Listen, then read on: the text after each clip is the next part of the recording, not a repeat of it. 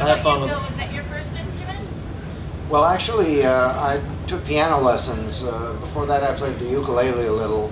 And then I switched to banjo, I guess when I was about 12. But it was the tenor banjo. I didn't know the difference. Oh, hi, Peter. So then after playing tenor and plectrum banjo for a few years, I started playing 5-string. That was in 1957 I started playing 5-string, so that's 52 years ago. That's long enough to figure some of it out. Yeah. You speak to the different types of banjos you played with a jug band compared to a bluegrass band or the style? Yes, I was playing as in a Dixieland band, which I also played in with the flat pick, and playing mostly rhythm and chord lead, which is trying to play a melody on the top note of chords as you move around on the neck. What'd you show that? Can I borrow your flat pick? I don't have one, Oh, but I'm I've sure got one somebody. somewhere in here. But I used to see the Jim Kweskin Jug Band, and it was really cool. I've seen Bill in the same decade playing with Bill Monroe, and also Jeff and Maria Muldor and Fritz Richmond. And same musicianship, different application. Very cool. well, I haven't done this, but I don't know. I have nothing prepared for this, so that's Well, that's the fun, right? Never swat a fly. Well, never mind. You do what you might be good at.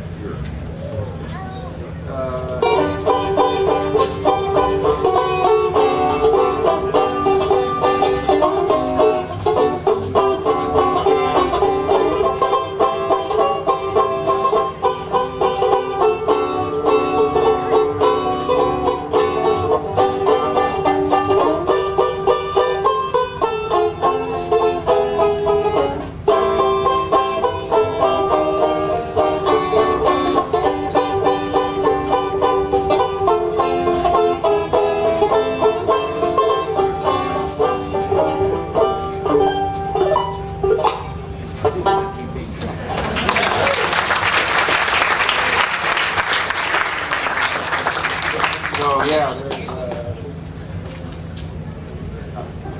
as I said, I started playing on the tenor and plectrum and worked in Dixieland kind of situations. And then after I played with Bill Monroe, it seemed not such a stretch to gravitate back into the direction of what the Jug Band was doing, which was sort of acoustic, rural jazz.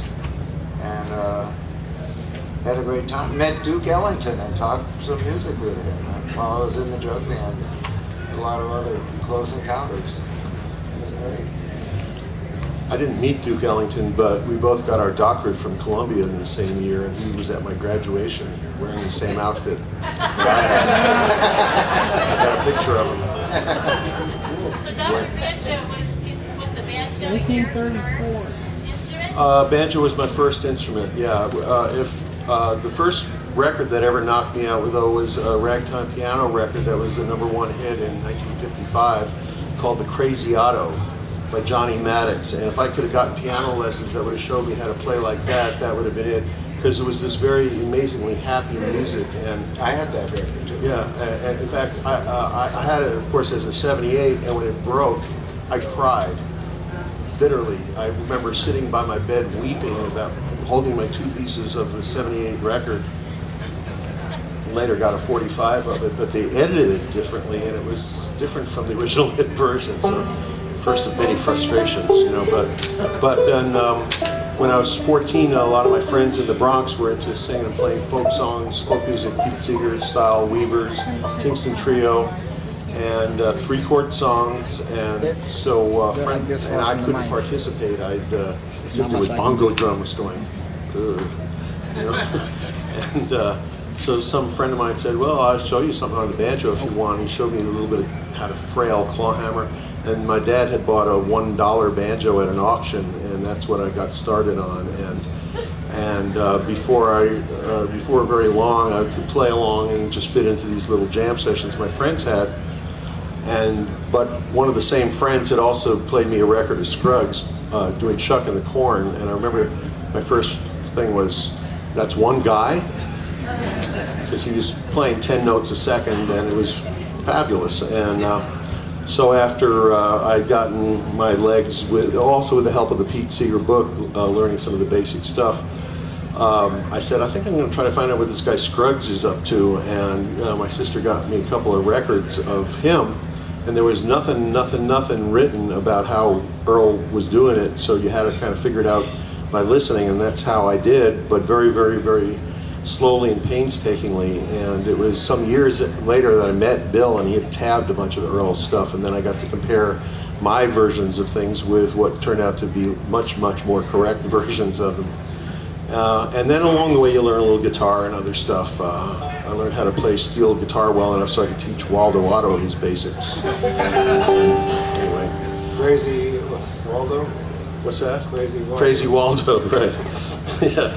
I don't know where Waldo got his name from, Waldo Otto, but I wasn't there when that happened. But I like doing this where since it's a workshop, I'll just show the very first thing that I was shown how to play on the banjo. And I assume, raise your hand if you're a banjo player. You actually play banjo. Almost, not everybody, but maybe half.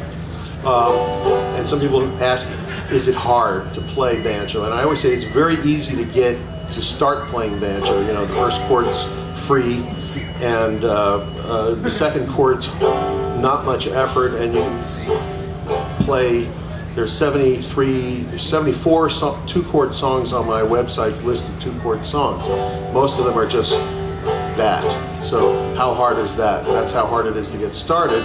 And in the right hand, there's this little move, claw hammer with 2 down, and then the thumb does 1. So I learned how to do that. It's kind of about equivalent to dribbling a basketball in degree of difficulty, and even sort of how it works physically. And you could. So my first tune was John Henry.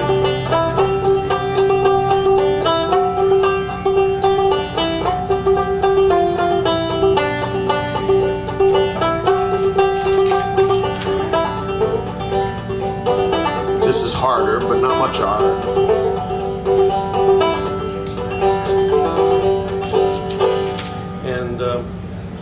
And then from there, you know, there wasn't any place where you could learn how to do a banjo roll. I understood later that in the Sears Roebuck catalog, there was for Montgomery Ward, there was an 8-note banjo roll printed. So some people learned this roll. But I never got that catalog, so it was just total guesswork. I knew what chords he was doing because I could hear chords from playing with my friends. I could hear that Flint Hill Special had the same chords as hard, ain't it hard, ain't it hard. So if I just kept my fingers going,